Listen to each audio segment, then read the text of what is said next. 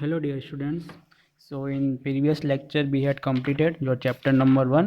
Okay, આપણે chapter number 1 પૂરું કર્યું linear અને angular measurement. આજે આપણે સ્ટાર્ટ કરીશું chapter number 2 measurement of geometrical tolerance. Okay, તો આ ચેપ્ટરમાં આપણે જે ટોપિક ભણવાના છે તે છે તમારા dial indicator, gauge type, construction, sketch અને એપ્લિકેશન. ઓકે, ડાયલ ઇન્ડિકેટરનું આપણે કન્સ્ટ્રક્શન ભણવાના છે. ઓકે, અને એનું એપ્લિકેશન ભણવાના છે. સેમ ગેજ ટાઈપ તમારા અલગ અલગ ઇન્સ્ટ્રુમેન્ટ છે તેના પણ આપણે સ્કેચ, કન્સ્ટ્રક્શન અને એનું એપ્લિકેશન જોવાના છે. ત્યાર પછી આપણે જોવાના છે ડેફિનેશન એન્ડ સિમ્બોલ છે અલગ અલગ તમારા સ્ટ્રેટનેસ, ફ્લેટનેસ, ઓકે, પરપેન્ડિક્યુલરિટી કોને કહેવાય છે, પેરેલિઝમ, રાઉન્ડનેસ, સિલિન્ડ્રિસિટી, રન આઉટ એન્ડ ઓવેલિટી. સો આ બધા ટોપિકનો આપણે આ ચેપ્ટરમાં આજે ભણવાના છે. તો સ્ટાર્ટ કરીએ. સો ફર્સ્ટ આપણે જોવાના છે dial indicator, gauge type, constructional, sketch and application. So dial ઇન્ડિકેટરનું કાર્ય, કઈ રીતે વર્ક કરે છે, એનું વર્કિંગ પ્રિન્સિપલ, એના use. Okay, so dial indicator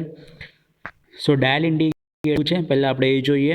okay, so dial indicator એક ઘડિયાળના આકારનું મેઝરિંગ ઇન્સ્ટ્રુમેન્ટ છે. શું છે એ? Measuring instrument.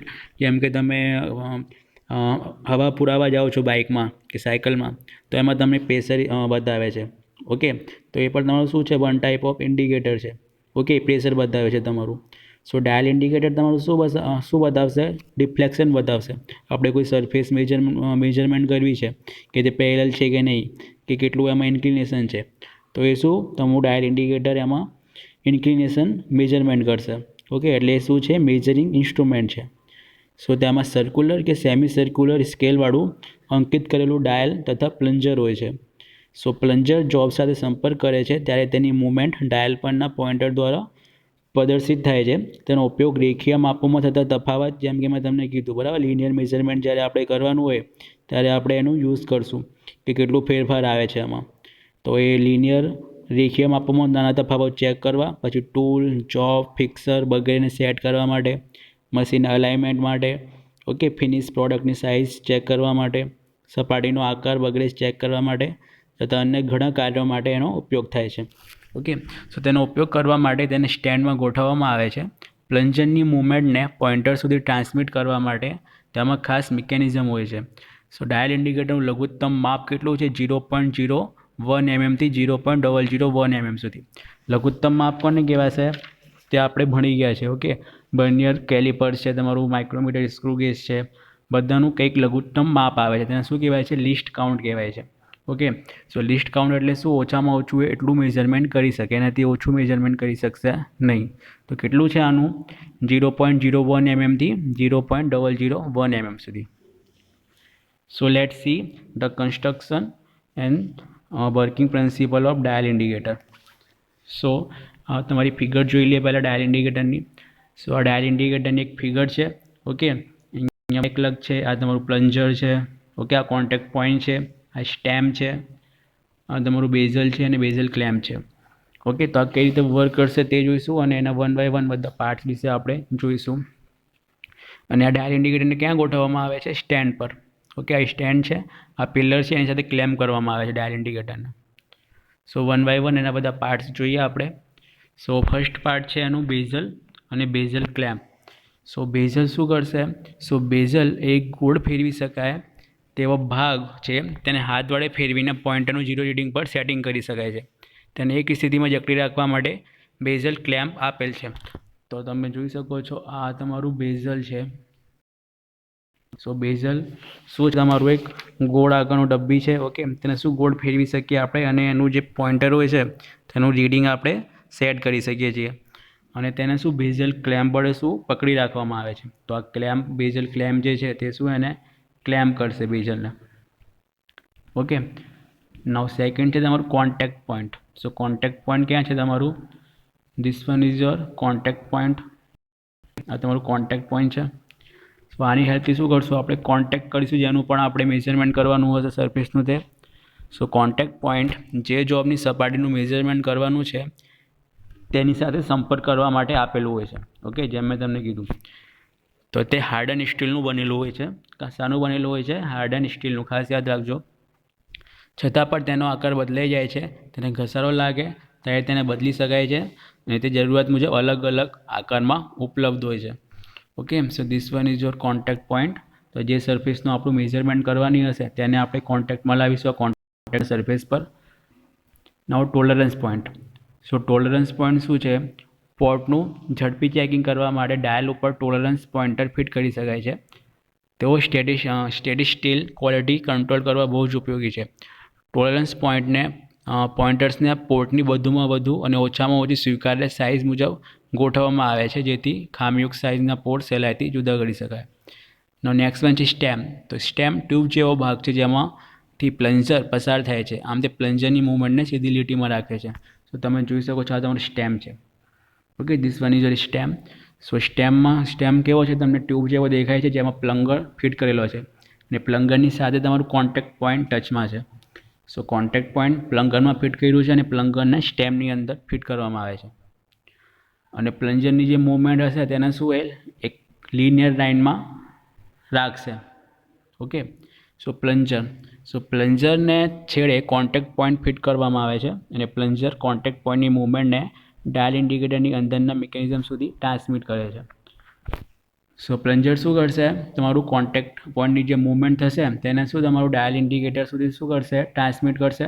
સો કોન્ટેક્ટ પોઈન્ટથી તમારી મૂવમેન્ટ ક્યાં હશે? પ્લન્જરમાં, અને પ્લન્જર તમારું હોલ્ડ હશે સ્ટેમની અંદર. અને કોન્ટેક્ટ પોઈન્ટથી જે તમને મૂવમેન્ટ મળશે તે તમે ડાયરેક્ટલી ક્યાં જોઈ શકો છો? ડાયલ ઇન્ડિકેટરની તમારી અંદર. નાવ 6 છે બેક લક. સો બેક લક શું કરશે? એમ કે ડાયલ ઇન્ડિકેટરને સ્ટેન્ડ પર યોગ્ય સ્થિતિમાં ગોઠવવા માટે ઉપયોગી છે. તો આ તમારું લક છે પાછળનું. ઓકે, આ તમારું શું છે? સ્ટેન્ડ છે. તો સ્ટેન્ડ પર આપણે ગોઠવવાનું હશે ડાયલ ઇન્ડિકેટરને, તો એ શું કરશે? ક્લેમ્પિંગ માટે. Okay, one type of clamping માટે આપણે બેક લકનો યુઝ કરશું. તો આમાં તમારું નટ હશે, આમાં નટને આપણે ફિક્સ કરીશું એટલે તમારું આખા સ્ટેન્ડની અંદર તમારું ડાયલ ઇન્ડિકેટર ફિક્સ થશે with the help of back lock. Now body. So ગોળ આકારની બોડીમાં મિકેનિઝમ તથા અન્ય ભાગો ગોઠવાયેલા હોય છે. સો તમારી આ બોડી છે. ઓકે, સો બોડીનો આકાર કેવો હોય છે? શેપ રાઉન્ડ હોય છે અને એની અંદર તમારા બધા મિકેનિઝમ અને અન્ય બધા પાર્ટ શું હોય છે? અંદર ગોઠવાયેલા હશે. નાવ નેક્સ્ટ વન છે મિકેનિઝમ. સો મિકેનિઝમમાં શું હશે? તમારું આખું વર્ક કઈ રીતે કરે છે? Okay, dial indicator. So linear મૂવમેન્ટને પોઇન્ટરની વર્તુળાકાર ગતિમાં ફેરવવા માટે જુદા જુદા પ્રકારના મિકેનિઝમ યુઝ થાય છે, જેમ કે ગિયર ટ્રેન, લીવર મિકેનિઝમ વગેરે. એટલે શું? જ્યારે આપણે કોન્ટેક્ટ પોઈન્ટ જે છે તમારું આવ્યું બરાબર, એને શું આપણે લિનિયરી એને ફેરવીશું બરાબર. તો લિનિયર જ્યારે ફેરવશે પણ અહીંયા તમે શું ડાયલ ઇન્ડિકેટરમાં તમારું વર્તુળાકાર બધા નંબરિંગ હશે. તો લિનિયર મૂવમેન્ટને તમારી વર્તુળાકાર મૂવમેન્ટમાં ફેરવવા માટે, ઓકે, વર્તુળાકાર એટલે સર્ક્યુલર મૂવમેન્ટમાં કરવા માટે લિનિયર મૂવમેન્ટને સર્ક્યુલર મોશનમાં ફેરવવા માટે અલગ અલગ પ્રકારની મિકેનિઝમ યુઝ થાય છે, જેમ ગિયર ટ્રેન તમને કીધી છે. Okay, liver mechanism. ઓકે, તો એ બધું અહીંયા આવશે. ઓકે, પોઇન્ટરની આપણી લિનિયર મૂવમેન્ટ હશે અને તમારું જે કોન્ટેક્ટ પોઈન્ટની આપણી લિનિયર મૂવમેન્ટ હશે. જ્યારે તમારું પોઇન્ટર હશે ડાયલ ઇન્ડિકેટરની અંદર તેની કેવી હશે? તમારી સર્ક્યુલર મૂવમેન્ટ હશે.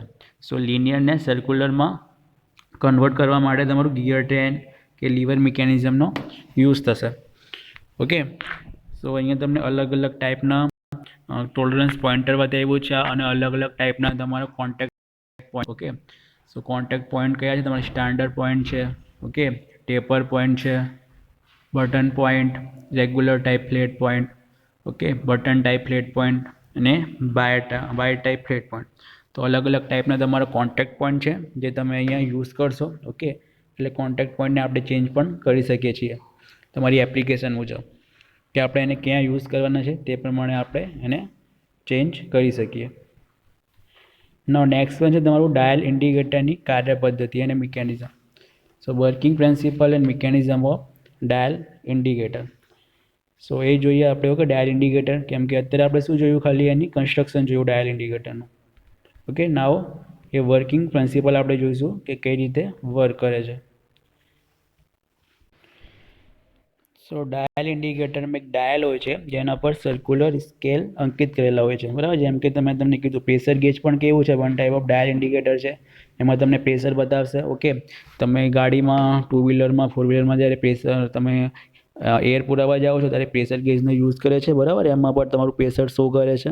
તો એ શું છે? One type of dial indicator છે અને એમાં બધા આખા તમારા બધા કાપા અંકિત કરેલા હોય છે બરાબર, કેટલું બાર છે, કેટલું એમએમઓ પેચજીમાં પ્રેશર બતાવે છે. તો સેમ તમારું ડાયલ ઇન્ડિકેટર છે. સો ડાયલ ઇન્ડિકેટર પર વર્તુળમાં 100 કાપા હોય છે. પોઇન્ટર જ્યારે આઈ સ્કેલ પર 100 કાપા એટલે કે શું એક ચક્ર એક રાઉન્ડ ફરશે ત્યારે પ્લન્જરની મૂવમેન્ટ લિનિયર મૂવમેન્ટ 1 am જેટલી હોય છે. એટલે શું કે જ્યારે તમારું પોઇન્ટર જે છે ઓકે સ્કેલ પર કેટલું ફરશે 100 કાપા ફરશે બરાબર, આખું એક રાઉન્ડ ફરશે ત્યારે પ્લન્જરની કેટલી હશે મૂવમેન્ટ 1 am જેટલી. અથવા તો આપણે જ્યારે પ્લન્જરને લિનિયર સ્કેલ પર 1 am જેટલું ફરાવીશું ત્યારે તમારું સ્કેલ તમારું જે ડાયલ ઇન્ડિકેટર છે તે કેટલું ફરશે, એમાં પોઇન્ટર આખું એક રાઉન્ડ ફરશે. ઓકે 100 કાપા જેટલું હોય આખું એક ચક્ર પૂરું ફરશે. કેટલા mm માટે, તો 1 mm જેટલા લિનિયર મૂવમેન્ટ માટે પ્લન્જરની. સો જ્યારે પોઇન્ટર સર્ક્યુલર સ્કેલ પર માત્ર એક કાપો જેટલો ખસે છે ત્યારે પ્લન્જરની લિનિયર મૂવમેન્ટ કેટલી હશે 0.01 mm. કઈ રીતે કે જુઓ 100 કાપા જ્યારે ખસે છે ત્યારે કેટલી હોય છે એની 1 mm જેટલી લિનિયર મૂવમેન્ટ હોય છે. તો જ્યારે એક કાપો ખસશે ત્યારે કેટલી હશે એની 1/100. તો કેટલું આવ્યું 1/100 0.01 mm. ઓકે સો આવા ડાયલ ઇન્ડિકેટરનું મિકેનિઝમ આકૃતિમાં દર્શાવેલ છે. આ તમારું આખું મિકેનિઝમ છે. ઓકે ડાયલ ઇન્ડિકેટરનું અંદરનું કન્સ્ટ્રક્શન છે. આ પ્લન્જર છે તમારું આખું બરાબર, આ રેક છે, આ બધા તમારું ગિયર મિકેનિઝમ છે. સો પ્લન્જરની મૂવમેન્ટ દાંતાવાળી રેક અને ગિયર ટ્રેન દ્વારા પોઇન્ટરને ટ્રાન્સફર કરવામાં આવે છે. તો આ પ્લન્જરની મૂવમેન્ટ તમારી આઈડિયા છે. ઓકે એને તમારી આ તમારું રેક મિકેનિઝમ છે અને તમારી આખી ગિયર ટ્રેન છે તેના દ્વારા શું પોઇન્ટરને આપવામાં આવે છે. એટલે તમારી લિનિયર મૂવમેન્ટ જે હશે પ્લન્જરની તે તમારી સર્ક્યુલર મોશનમાં કન્વર્ટ થશે. ઓકે સો મેજરિંગ માટેનું જરૂરી દબાણ સ્પ્રિંગ દ્વારા પૂરું પાડવામાં આવે છે. ગિયર ટ્રેનના દાંતા વચ્ચે બેકલેસની અસર દૂર કરવા માટે લાઇટ હેડ સ્પ્રિંગ આપેલી હોય છે. દરેક પીવોટ પર ઘસારાની અસર ઓછી કરવા ડાયમંડ બેરિંગ ફિટ કરેલો હોય છે. સો પોઇન્ટરને 0 પર સેટ કરવા માટે બેઝલને ફેરવવામાં આવે છે. બેઝલ આપણે ભણી ગયા. ઓકે બેઝલનું વર્ક શું હતું કે ભાઈ બેઝલ શું કરે, એ ગોળ ફેરવી શકાય તેવો ભાગ છે અને એને ફેરવીને પોઇન્ટરનું 0 રીડિંગ સેટ કરવામાં આવે છે. તો પહેલાં આપણે શું કરશું અહીંયા કે બેઝલને આપણે ફેરવીને શું કરશું કે બેઝલને ફેરવીને પોઇન્ટરનું 0 રીડિંગ સેટ કરીશું. ત્યારબાદ આ મિકેનિઝમ દ્વારા મળતું ઓવરઓલ મેગ્નિફિકેશન નીચે મુજબ છે. તો જે આપણને મળશે રીડિંગ તે કેવી રીતે મળશે કે TD/T ઇન્ટુ TV/TC એટલે શું number of teeth. Okay T એટલે શું નંબર ઓફ ટીથ, કેટલા ટીથ છે કેટલા દાંતા છે ગિયર પર. સો ડી ગિયર પર TV/TC.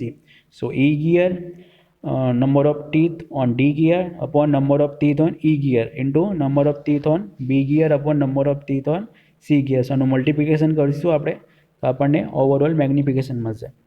સો તમારું TD, TE તથા TV અને CC વગેરે શું છે દાંતાની સંખ્યા છે. સો ઉપરાંત પોઇન્ટરની લંબાઈમાં પ્રમાણમાં પણ આ મેગ્નિફિકેશનની કિંમત ઘણી વધે છે. પોઇન્ટર એક કરતાં વધુ આટા ફરે તો આટાની સંખ્યા માપવા માટે રિવોલ્યુશન કાઉન્ટર હોય છે. ઓકે સો સમજ પડી. આ તમારું શું છે ઇન્ડિકેટરનું કન્સ્ટ્રક્શન અને તમારી કાર્ય પદ્ધતિ છે, કઈ રીતે વર્ક કરે છે વર્કિંગ. ઓકે સો એમાં અલગ અલગ ટાઈપના તમારા ડાયલ ઇન્ડિકેટર છે, 2 ટાઈપના. ઓકે તો IS ઇન્ડિયન સ્ટાન્ડર્ડ મુજબ ડાયલ ઇન્ડિકેટરના 2 ટાઈપ છે. સો IS 2092 અને 1962 પ્રમાણે ડાયલ ઇન્ડિકેટરના 2 પ્રકાર છે. ફર્સ્ટ વન છે ટાઈપ 1 ડાયલ ગેજ અને સેકન્ડ વન છે ટાઈપ 2 ડાયલ ગેજ. સો આ પ્રકારના ડાયલ ગેજમાં પ્લન્જરની મૂવમેન્ટ ડાયલની સપાટીને સમાંતર હોય છે. તે A અને B એમ 2 ગ્રેડમાં ઉપલબ્ધ છે. પ્લન્જરની કુલ મૂવમેન્ટ કેટલી હોય છે 3, 5 અથવા 10 mm. સો મેઇન ડિફરન્સ શું છે કે આમાં ડાયલ ગેજની જે મૂવમેન્ટ હોય છે તે કેવી હોય છે પ્લન્જરની સપાટીને પેરેલલ હોય છે. ઓકે સેકન્ડ વન છે તમારું ટાઈપ 2. સો આ પ્રકારના ડાયલ ગેજમાં પ્લન્જરની મૂવમેન્ટ ડાયલ સપાટીને કેવી હશે લંબ હશે, પરપેન્ડિક્યુલર હશે અને તેની 3 mmની કુલ મૂવમેન્ટવાળા ડાયલ ગેજમાં 100 ને બદલે 50 કાપા હોય છે. આ પ્રકારના ડાયલ ગેજ પર A અને B 2 ગ્રેડની એક્યુરસી મળે છે. તેની કુલ પ્લન્જર મૂવમેન્ટ કેટલી હશે 1, 2, 3, 5 એન્ડ 10 mm. જ્યારે તમારું ટાઈપ 1ની પ્લન્જર મૂવમેન્ટ કેટલી હશે 1, 3, 5 and 10 mm. Okay main difference શું છે ટાઈપ A અને ટાઈપ Bમાં કે તમારી આમાં જે હશે પ્લન્જરની મૂવમેન્ટ કેવી હશે તમારી ડાયલ સપાટીને સમાંતર હશે, જ્યારે તમારું ટાઈપ 2માં કેવી હશે ડાયલ પ્લન્જરની મૂવમેન્ટ ડાયલ ગેજને કેવી હશે લંબ હશે, પરપેન્ડિક્યુલર હશે. નાવ ડાયલ ઇન્ડિકેટરની એક્યુરસી કેટલી છે ડાયલ ઇન્ડિકેટરની તે જોઈ લઈએ આપણે. તો તો ડાયલ ઇન્ડિકેટરની એક્યુરેસી જાણવા માટે બે કેટેગરી નક્કી કરવામાં આવે છે. ફર્સ્ટ વન, ડાયલ ગેજનું રીડિંગ એજ માપ માટે ડાયલ ગેજના સ્કેલના એક કાપાના ±1/5 ભાગ સુધી સતત મેજરમેન્ટ દરમિયાન પુનરાવર્તિત થવું જોઈએ. એની ડાયલ ગેજના પોઇન્ટરનું રીડિંગ કોઈપણ માપ વખતે 2/3 દરમિયાન ±1 કાપા સુધીની એક્યુરેસી ધરાવતું હોવું જોઈએ. એટલે શું, જ્યારે આપણે 2 and 3 ટર્ન કરીશું બરાબર ડાયલ ઇન્ડિકેટરના, તો આમાં કેટલી એરર એક્સેપ્ટેબલ છે? ±1 કાપા સુધીની એક્સેપ્ટેબલ છે, એના કરતાં વધારે એક્સેપ્ટેબલ નથી. નવ ડાયલ ઇન્ડિકેટરના ઉપયોગમાં સાવચેતી, તો આપણે શું સાવચેતી રાખવાની છે? પ્રિકોશન રાખવાના છે. ઓકે, તો એ આપણે નેક્સ્ટ લેક્ચરમાં જોઈશું, પ્રિકોશન અને ડાયલ ઇન્ડિકેટરના યુઝિસ. ઓકે, સો આજે આપણે જોયું ડાયલ ઇન્ડિકેટર શું છે. ઓકે, આપણે સેકન્ડ ચેપ્ટર સ્ટાર્ટ કર્યું, એમાં ડાયલ ઇન્ડિકેટરનું કાર્ય જોયું, આપણે એના યુઝિસ જોયા. દેન આફ્ટર એમાં જે કન્સ્ટ્રક્શનમાં અલગ અલગ પાર્ટ છે, જેમ કે તમારું સ્ટેમ છે, પ્લન્જર છે, કોન્ટેક્ટ પોઈન્ટ છે, તે જોયું આજે આપણે. અને દેન આફ્ટર આપણે જોયું કે ડાયલ ઇન્ડિકેટરનું વર્કિંગ પ્રિન્સિપલ કઈ રીતે છે અને એની અંદરની મિકેનિઝમ કઈ રીતે વર્ક કરે છે. ઓકે, દેન આફ્ટર એના બે ટાઈપ હતા, ટાઈપ એ અને ટાઈપ 2. ઓકે, તો આજે આપણે આટલું જોયું. So I hope you understand about dial indicator. Okay, next વિડીયોમાં આપણે આગળ સ્ટાર્ટ કરીશું પ્રિકોશન અને એની એપ્લિકેશનથી. સો તમને કંઈ સમજ ના પડી હોય then you can contact or message. So I hope you understand this new chapter starting. So thanks for watching.